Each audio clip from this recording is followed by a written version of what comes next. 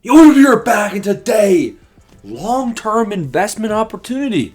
I'm talking about lucrative. I almost said lucrativity? Is lucrativity a word? Lucrativity is the name of the game. Not a video we make, man. In fact, last year, I don't even think we had one of these videos. Equipment. Investing. I made y'all tons and tons of stubs. A bunch of stubs on the road to the show glitch. You could get a lot of equipment for free, or you could buy it. It doesn't matter what method you did, it just mattered when you did it. Both methods, stub makers. But now it's patched. Patched like an eye patch. Okay. It's late at night, man. Listen, equipment is patched now. So all of these packs that you would originally be getting from the road to the show method, you can still come in here for now. You can still come in here and you can still buy these in this 1,000 stub pack. But the main method people were doing was getting these packs for free, repeatably, and in high quantity.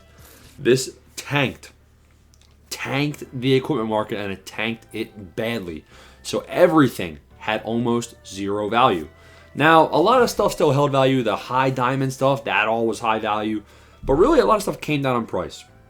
Now that method is patched, the only real thing that could potentially be driving down the price of equipment now is that method that we just saw on the screen, where you have to buy the equipment in that 1,000 stub pack, and that's kind of a luck-based method. So I think that we're going to see equipment reach an equilibrium with the value of that pack. Meaning, now that that glitch is out of the game, anything that's already around this price should theoretically hold their prices pretty well, as long as the odds on that 1,000 stub buy pack don't drastically impact it. Now, I would assume we've already reached an equilibrium with the number of these packs already being ripped. So I think that we could see these cards go back up in price. A lot of the equipment has already tanked in the marketplace. We're talking about golds and diamonds. Silver stuff, that ain't rebounding, unfortunately. We're talking about gold and diamond equipment. Now, bats are cooked. Do not buy bats no matter what you do. But if we look at the trends, it's important to have up the companion app. Ever so useful. I mean, what would you do without the companion app, right? So look at cards that are, if they're above 10K, they're probably not going to be a great investment. Just the reason being, SDS nerfed the equipment method a little bit they made the quick sell value max. They reduced it from 50,000 down to 30,000. So the most you can sell something for is 30K. So if you buy something that's, that used to be 20 and now it's 10, it's not going to get up to, above 30. So, I mean, the best things to be targeting are things, let's take a look. I'm going to analyze, because I honestly haven't looked at what I would personally be investing in. So I'm going to go ahead and show you guys how I analyze. Ken Griffey Jr., we got some socks. I'm looking it up on the app. I'm going to trends. This bad boy, I mean, it's pretty much always been around this price. So this is not something that I would want to be buying, not something at all. All those things that are at quick sell, it's not looking good. Now, Pine Tar. I believe Pine Tar was always around this price as well. I wouldn't be surprised if we see a quick rebound. Pine Tar looks like it was usually around 3,000, 5,000. This actually isn't a terrible investment. For 2,000 stubs, and you're talking about, you're only losing 50% value if you have to quick sell all of these. So Pine Tar at 2,030, I could see that maybe even doubling in terms of value if we're talking about like in a week or two. Now, the real question is, do you want to tie your stubs up in things like this rather than doing starting pitcher flipping? That's a good question. I'm honestly not sure what the answer is. I'm not sure how quick we're going to see a rebound here. This Glove-Oleum, I wouldn't be surprised if this rebounds back up to 3,500. So I could see that definitely going up in price. Marucci Flames. This glove looks pretty heat. So I'm actually going to go ahead and type this bad boy in. Marucci Flames.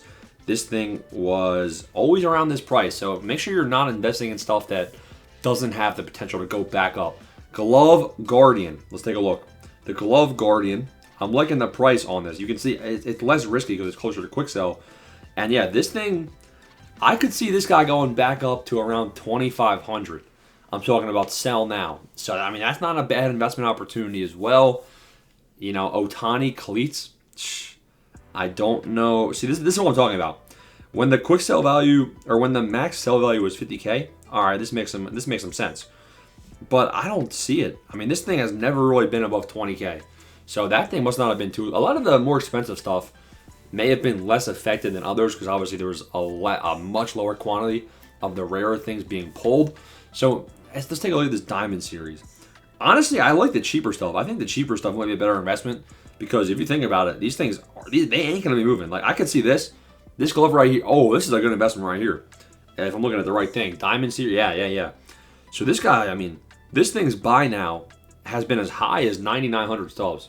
So I think this guy could rebound pretty solidly up to 7K. So I think investing in equipment, who would have thunk it, might not be the worst move.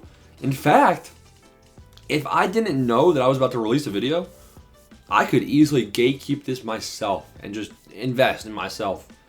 Because I think what's going to happen is, I feel responsible. All right, and the market's tanked. That's okay, sorry. So here I am, TBR, single-handedly correcting the equipment market. Why am I saying that? Well, when I say invest in equipment, everyone's going to go rush to do it, I feel like. And they're all going to try outbidding each other, and they're going to flood these prices right back up. And now that this stuff is non-sellable packs from the actual boss glitch, we're really only going to see the prices are going to most likely come back up. Now, the problem is, I have no idea who the people are that are buying equipment. Who is actually buying equipment to use it? That is the question that you should be asking yourself, because that could impact things. Like, are the buyers of equipment, are they tired? Are we running out of them? I don't know who's paying these prices. I mean, this thing right here, we could potentially see this rebound up to like 14K, but that's not really a good profit margin right there. Lizard Scam, this will be the last one we take a look at right here. The DSPO. Who remembers the DS, man? Good time to be alive. Holy, there's a million back grips called DS. What is this, 3D effect?